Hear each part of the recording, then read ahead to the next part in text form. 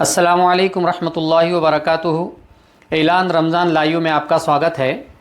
آج کی حدیث حضرت عبداللہ بن عباس رضی اللہ عنہما سے روایت ہے کہ حضور اقدس صلی اللہ علیہ وسلم نے ارشاد فرمایا کہ سود کا ایک درہم کھانا یا جانتے ہوئے کہ یہ سود ہے، اللہ کے یہاں 36 مرتبہ زنا کرنے سے بھی زیادہ سخت گناہ ہے۔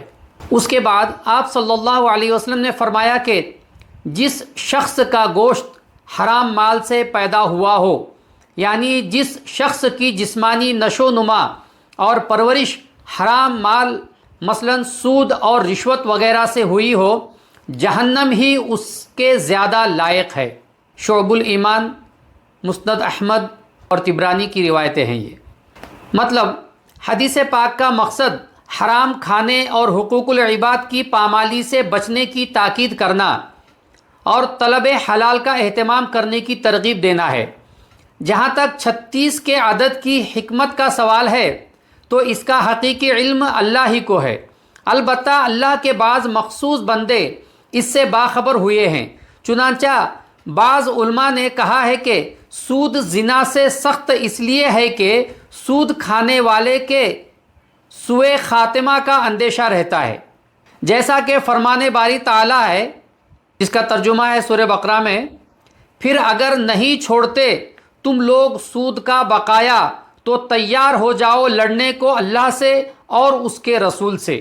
کہ ذریعہ معلوم ہوتا ہے ہر شخص اس نقطے پر غور کر سکتا ہے کہ حق تعالی شانہ نے سود کھانے والے کو جس قدر سخت اور غضبناک تنبیہ فرمائی ہے، ایسی سخت تنبیہ زنا یا کسی بھی گناہ کے بارے میں نہیں فرمائی ہے۔ کہ اللہ تعالیٰ اور اس کے رسول صلی اللہ علیہ وسلم سے جنگ کا اعلان سن لو۔ ہر ذی شعور سمجھ سکتا ہے کہ اعلان جنگ کا کیا مطلب ہوتا ہے، کب اور کیوں ہوتا ہے۔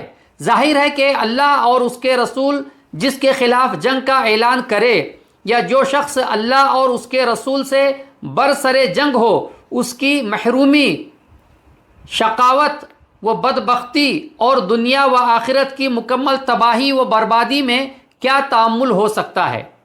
بس اللہ ہی ہم سب کی اپنے فضل سے حفاظت فرمائے، آمین۔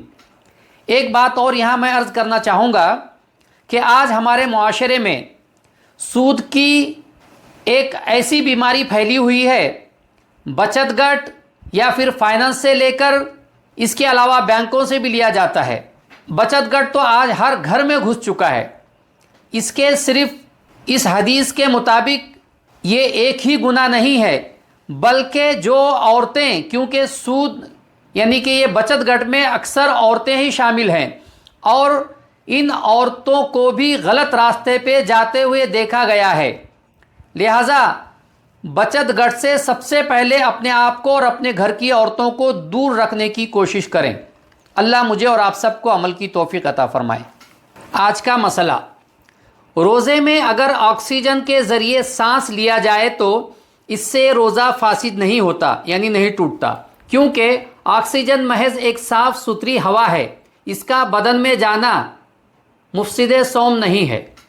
اسی طرح بعض ہومیوپیتھک دوائیں صرف سونگھی جاتی ہیں، ان کو کھایا پیا نہیں جاتا، اور سونگنے کے ساتھ ان کا کوئی جز بدن کے اندر منتقل نہیں ہوتا۔ لہٰذا ایسی دواؤں کے سونگنے سے یا خارجی استعمال سے بھی روزہ فاسد نہیں ہوگا۔ دیکھتے رہیے روزانہ اعلان رمضان لائیو۔